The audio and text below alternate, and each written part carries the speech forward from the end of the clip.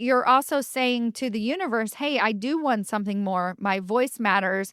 I want to be included in the conversation. And while I'm going to keep doing what I'm doing, and I'm going to do it even better, I'm going to go above and beyond to begin to showcase my work. Welcome to Women Changing Leadership. I am your host, Stacy Mayer, and I teach you how to get promoted, get paid, and bring your whole self to the leadership table. I am on a mission to change organizations from the C-suite out because women are the new face of leadership, and we are doing it on our terms. Hello, corporate badasses. Welcome to another episode of Women Changing Leadership. I am your host, Stacy Mayer, and super excited, as always, to be here with you again this week. Today's podcast episode, as all of my podcast episodes, was inspired by a conversation that I had last week with a client. And we were talking on my most recent intensive where I showed you how to get paid for your ideas instead of just the hours that you put in at work. And the entire conversation was facilitated around stepping into thought leadership so that you can be known for something more than just your subject matter expertise. You can be known as an executive leader that stands for something, whose leadership matters to the greater executive team. And when you start to do that, promotions and pay increases, I don't want to sound flippant and say just happen, but they kind of basically just happen. And I've seen this happen over and over and over again for my clients where they get these quote unquote surprise promotions where they didn't have to directly advocate for it. But what they were essentially doing was advocating for themselves and showing up as a higher level leader year round, right? And really bringing true value to their organization. So that was the amazing conversation that we had last week. And I want to also invite you that if you like this idea, I'm offering intensives every couple of weeks where we deep dive into various different subjects so that you can come out on the other side with real practical strategies that you can begin to implement. But quite frankly, we've already implemented in the time that we have together, right? So you're going to make true forward progress into advancing your career. I was going to say maximizing your career. That was the name of my podcast for the first half of my 300 episodes. So it's kind of making me laugh, but truly leaning in and maximizing your career for the rest of it. So whether that's 5 years or 25 years, that you've set yourself up for long-term success. If you want to get in on these intensives, and if you'd also like to listen to the recordings of all of my past trainings and get access to my entire library of trainings, then I invite you to join me inside of Authentically Powerful Women. This is my Women's Leadership Accelerator where we have weekly conversations. You get invited to all future intensives, completely included in your price of your monthly membership. And you get access to all of the old recordings and replays so that you can watch them on your own time and begin to implement these strategies yourself, because I think that your voice deserves to be heard. It deserves to be at the leadership table, and I'm so grateful to help you get there. So if that's of interest to you, go to authenticallypowerful.com and read all about my Women's Leadership Accelerator so that we can start accelerating and maximizing and advancing your career today. All right. So one of the questions that was asked in the conversation, so we were talking about direct messages, which inevitably comes up, and how you show up powerfully in direct messages and cold outreach to people on LinkedIn and, various other ways. And so we were talking about engaging with people online and getting their attention. And one of the questions that came up, because we were talking about like how to talk about yourself, what's your blurb, what's your paragraph, what's your leadership brand. And I was really helping the women in the group come up with the words that are not only unique to them, but that matter to other people. So one of the things that kind of trips women up is that they'll think, okay, something that I really care about or something that I think is valuable will actually matter to the other person. And sometimes that's not the case. And so we were kind of brainstorming what I thought from my expertise, what those words might be. And one of the questions was, I get really confused as to what to write somebody when they ask me to send them a little blurb about myself so that they can forward it on. Now, let me give you that instruction again. So somebody that you reach out to, this is a first degree connection, a colleague, a friend of yours, and they say, yes, I would love to help you on your job search. Send me a little blurb and I'll forward it along. Okay. And I said, well, the first problem with that, and I thought it was going to be a quick and easy answer, is that you shouldn't actually do it, right? So it's important to rethink the actions that we're taking and are they actually setting us up for success and the goals that we have. And so I just said, I don't think you should forward them a blurb at all. Like, I'm happy to help you brainstorm what that blurb would say, but really it's pointless because I don't think you should forward somebody else a blurb to forward about you. And I think this can be incredibly problematic. And so, of course, here I am, inspired an entire podcast episode about 5 things that I believe that you should never actually do when somebody tells you to do it at work. And so I'm sure that I have more than 5, but these were just 5 low-hanging fruit things that I wanted to point out to you and give you an alternative approach. So these are typical things that I've heard over and over again that people get asked to do. And my advice is always don't do it. and so then the question becomes, well, what do I do instead? I can't just tell them no. Yeah, in some ways you could just tell them no, but you have to say no and A&D. No, and here is what I'm going to do instead. So for each of these 5 things that I think you should never, ever do when somebody at work asks you to do them, then I am going to tell you what to do instead. So let's just start out with this first example. So when I told her you should tell them no, her eyes got really big and she was like, that's not possible. And I was like, well, yeah, it kind of is. And here was my advice to her was you're definitely not even going to really use the words no, like a no, I'm not going to forward this to you. But what you're going to do is you're going to say something like, I want to make your life even easier. Or why don't we make it even easier for you? How about you introduce me to the person directly?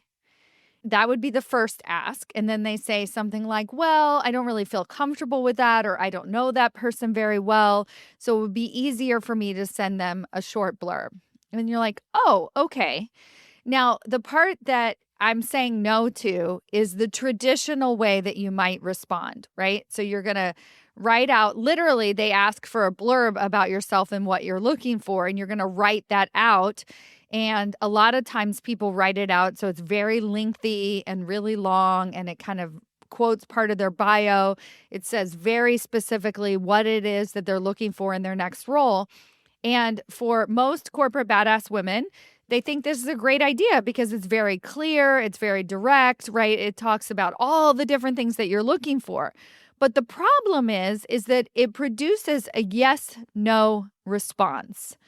It produces either they fit or they don't fit type of response. And when you think about executive leadership and people who have already arrived, quote unquote, in executive leadership, they're not walking around forwarding blurbs to people. They want to get on the phone with that person and see if it's a good fit, right? They're going to be working in the C-suite. They want to make sure that they're actually able to communicate. And so if you want to start being that executive ahead of time and really showing up as that executive leader, then you need to start acting like that executive leader ahead of time as well. So what you're going to do is you're going to say something. At first, I would just encourage you to ask for a direct introduction. It's going to always set you apart, right? You're going to sound more like an executive leader, but you're going to actually hit your goals because you're going to be connecting with that second degree connection, which can then proceed to future connections, all right? So if they don't agree to that, that's fine, but at least you stood up for yourself and you said, hey, I'm going to make this even easier for you. Why don't you just make an introduction and I'll take it from there? So much better. And then sometimes it does snap them out of it because they realize sending somebody else a short blurb is not going to be the best or most effective use of anyone's time. Okay, so then they say, send me a short blurb. And then what I would like you to do, instead of just doing your bio, then I would like you to be a little bit presumptuous. I have a previous podcast episode that you can listen to about some of the ways that being presumptuous is actually useful. And if this person is offering to forward you an introduction, then why not write them a blurb that says, hey, I have this really incredible colleague. She currently works at blah, blah, blah, or she currently is looking for an opportunity in blah, blah, blah. I know that you are the best in that space, and I think the two of you should meet. I'll let you take it from here, but if there's anything I can do to help facilitate the introduction, please let me know. And you actually include the colleague on that email, right? So that's implying that you're going to be included on that email. So now you can follow up with that connection directly. And then from then, they haven't just put your blurb in there. So it's not a yes, no. And the friend that you have actually has to own the fact that they believe in you. And so when you send this type of blurb and say, hey, can you forward this along? Of course, the person is going to edit it to however they see fit. But if they don't know you very well, then they can't really forward your information along anyway. And it's not really it's just going to fall flat anyway. So you might as well push the envelope and say, hey, I have this really incredible colleague, actually use that adjective, speak for them. Of course, they're going to change the wording if they disagree slightly with it. But for the most part, they're like, yeah, she is really great. And I want to own that for her. And I'm going to forward this along. So that's the first thing that I don't want you to ever do if somebody asks you to do is to write them up a traditional blurb about exactly what you're looking for and what your bio is so that they can forward it along. In that same vein of job search, the second thing I want you to never do is apply online and then let me know, right? So how many times do you direct message somebody about opportunities at their organization? They tell you to go back to the online portal and apply online and then let them know if you apply for anything.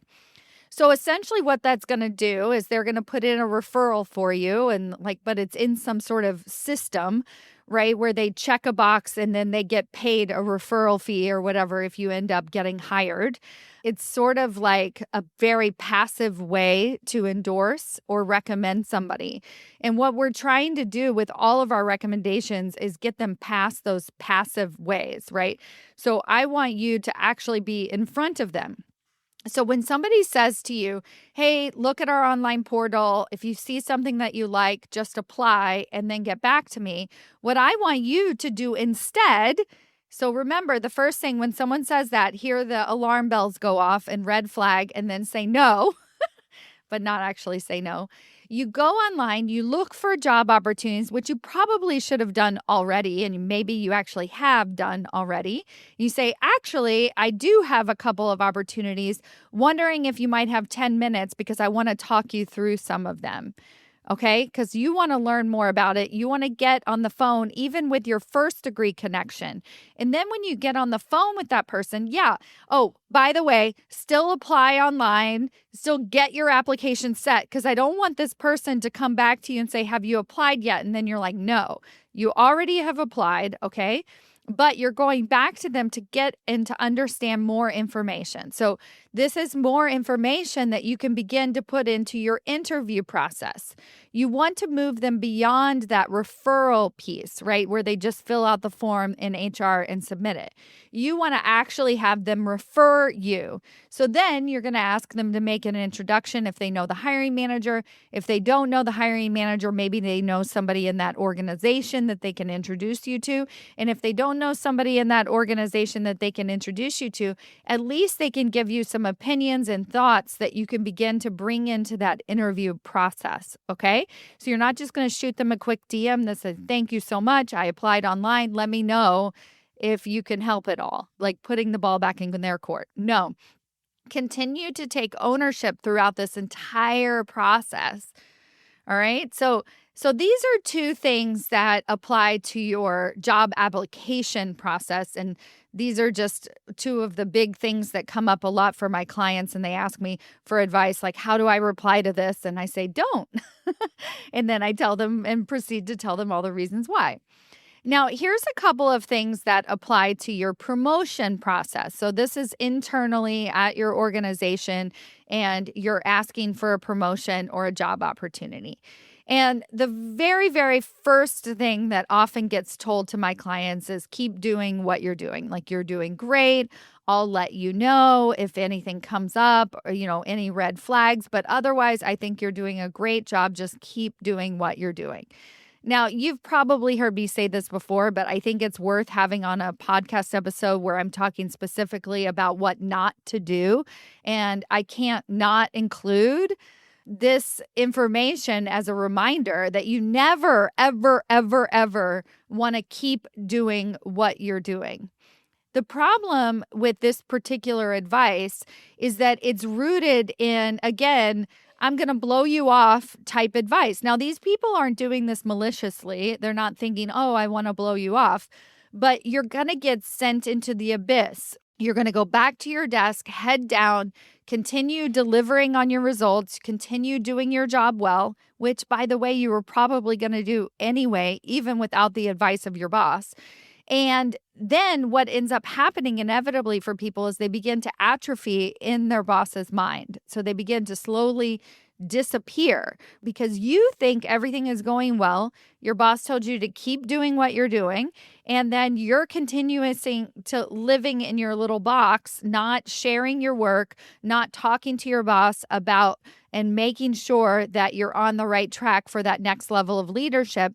And then what ends up happening is that performance review comes up, and then guess what? You're not actually promoted. You have to continuously keep doing what you're doing, or they give you things to do for the next promotion cycle. This is the worst. And it's so obvious to me when you hear that type of advice that you need to do something different instead.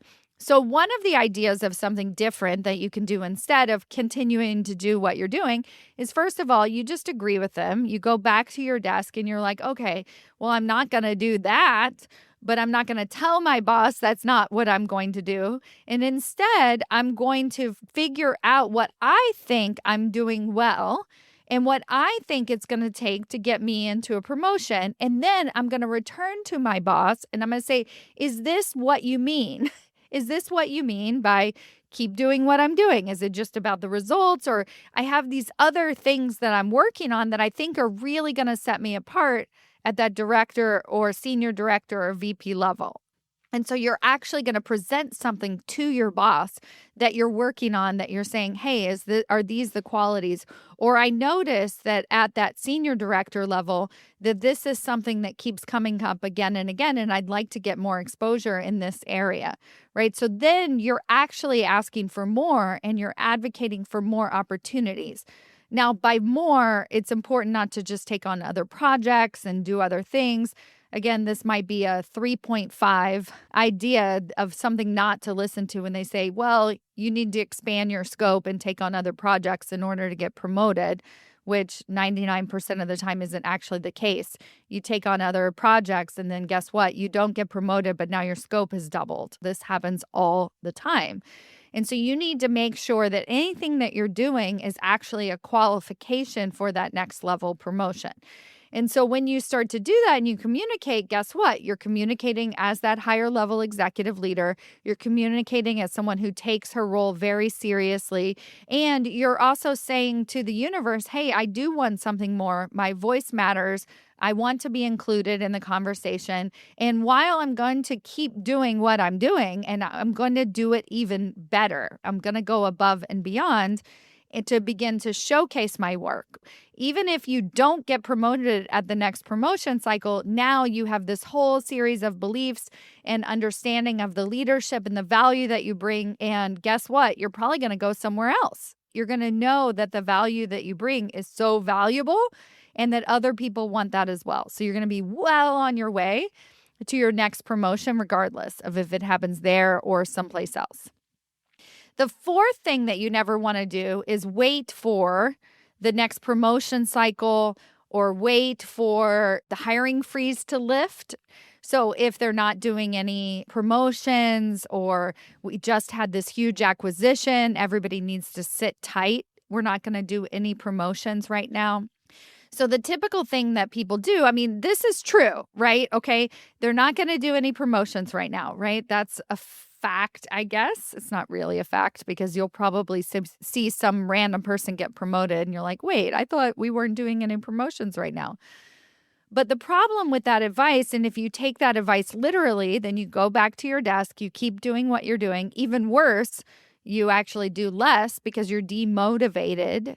And instead, what you can start doing is building relationships and understanding what other opportunities might be out there so that maybe you can take an opportunity in a different department. Like if your boss is never going to promote you because you have to sit in that role for 3 years, then start building relationships in other departments. Look for other opportunities that might be ways that you can get promoted in a different type of way.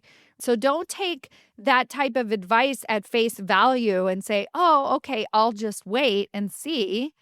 Instead, you're going to continue going for whatever it was that you wanted. If you wanted to be promoted to senior director by October, you're going to get promoted to senior director by October. You're going to find a way in relationships that you can begin to build. Side note, these conversations don't look like, hey, I want to be promoted in your department. They're much stronger conversations where you're really connecting and showing the value that you bring to these executive leaders. You're asking really solid questions and you're essentially following my 15-minute ally building process, which if you're not familiar, you definitely need to get inside of the Accelerator so you can start learning and implementing that process yesterday. But just so you know, if you hear that advice, you have to wait until the acquisition goes through. You have to wait literally for anything. Wait for the promotion cycle. Wait for the hiring freeze to be lifted. I encourage you, do not wait. Do not wait. There's so many other things that you can begin doing to set yourself up for your next promotion. And the fifth thing that I want to share with you, and this is sort of, I want to say it's less common. I don't hear this one as often, but it came up for me recently. And so I wanted to just kind of remind you, if somebody tells you to put together a pitch for your promotion or put together a PowerPoint or something that, again, going back full circle to the beginning of this conversation, something that they can forward for you, the answer is no. And what I mean by that is you're still going to put together the pitch. You're still going to put together the ideas, the concepts, something that they can forward on your behalf. But what you're going to do is you're going to gather data beyond yourself in order to do that. I think the inclination when somebody asks you to put together a pitch for your promotion is to do it all yourself. And you absolutely should not ever put together a pitch for your promotion by yourself in isolation. So whether you have a coach like me and we're working on it together to really figure out what's going to get you across that line. But honestly, what I would advise you to do, even as your coach, is I would advise you to meet with and talk to a couple of executive leaders and to figure out what needs to go in that deck and what relationships and what process needs to be put into place. That's even above and beyond, hey, I've doubled my scope in the last year, you should promote me, right? You need to get promoted because of your value, because of the impact that you're making, and because of the future impact you're going to make, right? Not like how you're going to triple your scope, but the future impact that if you were at that vice president level, what can you bring to the organization? And sometimes it's really difficult to understand those things about ourselves within ourselves. And so you can even work with your boss directly on this pitch deck, like send your boss a first draft and say, am I headed in the right direction? Has this worked for anybody else? Right? What are the things that you think they're going to need to hear? So instead of just going back to your desk and putting together a pitch for your promotion, you are going to actively engage with other human beings at your organization to figure out what needs to go into that deck. And then when you do send it to your boss, you're going to set expectations about where that deck is going and what's going to matter on the other side. All right? You all follow me? These are things that at face value, when you get told them, it's really easy to just follow directions and to just be like, oh, okay, that's just the way it is. But I'm telling you, time and time again, it's not the way that it is. And that not only can you do something different to set yourself up for actual success, it's imperative that you do something different to set yourself up for actual success, because the chances of you actually getting what you want by following those directions exactly is like maybe 5%. And I'm working in the 80% game. We are absolutely taking ownership of our career. If you listen to this entire episode, I guarantee you are somebody that at least desires to have that ability.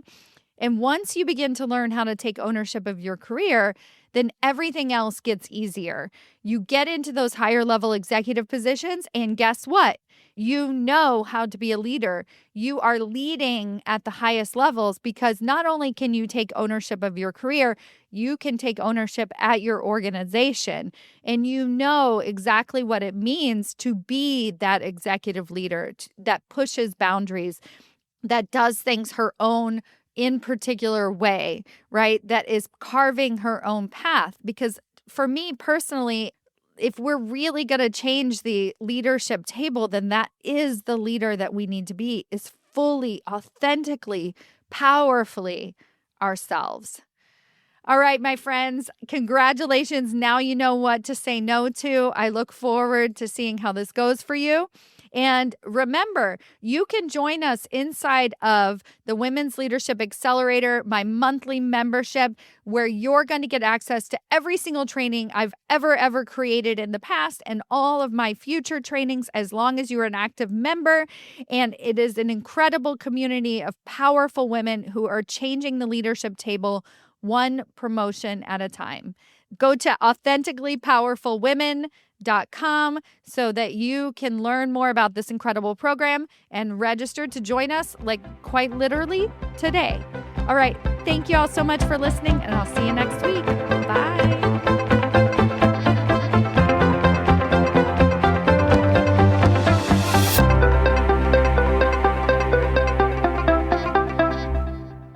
Thank you so much for listening to Women Changing Leadership with Stacy Mayer. If you enjoyed this episode, you are absolutely going to love and benefit from the work that we're doing inside of the Women's Leadership Accelerator. This month-to-month membership program is unlike anything else in the market. We are single-handedly flipping the unemployment rates on their head. It is the only place on the internet where you can actually get yourself not only a job offer, but one that has a higher salary, a higher title, and more recognition and influence than you ever could have imagined in your career. Inside the Women's Leadership Accelerator, we are getting women promoted. We are getting them multiple higher level job offers. And I want that to happen for you. Join us in this one-of-a-kind program. You're going to get coaching directly from me, my executive mentors who are also hiring managers who are doing the work, who have worked with me personally for the past 3 to 5 years. We are here inside of this accelerator program to work with you personally to begin to elevate your leadership to that next level. This is exactly what you have been looking for, and I am here to deliver it to you. Best thing, it's month to month. So you can come in, join us, get access to all of my training materials, my weekly live interactive calls, and you can begin to bring your friends into this community. It is the most corporate badass community on the market. I can't wait to see you in there. Go to authenticallypowerfulwomen.com. We are changing the face of the leadership table one promotion at a time. I can't wait to see you there.